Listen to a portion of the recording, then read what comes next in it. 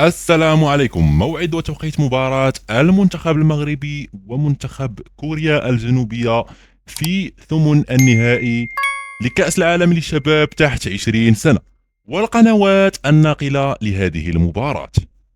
تأهل المنتخب المغربي إلى ثمن النهائي لكأس العالم للشباب تحت 20 سنة بعد احتلاله المركز الأول في ترتيب المجموعة الثالثة.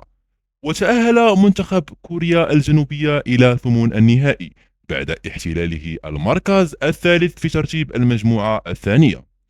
وسيواجه المغرب كوريا الجنوبية في ثمن نهائي كأس العالم للشباب تحت 20 سنة يوم الجمعة 10 أكتوبر 2025 في تمام الساعة 12 صباحا بتوقيت المغرب وتونس والجزائر، 2 صباحا بتوقيت مصر والسعودية إن شاء الله.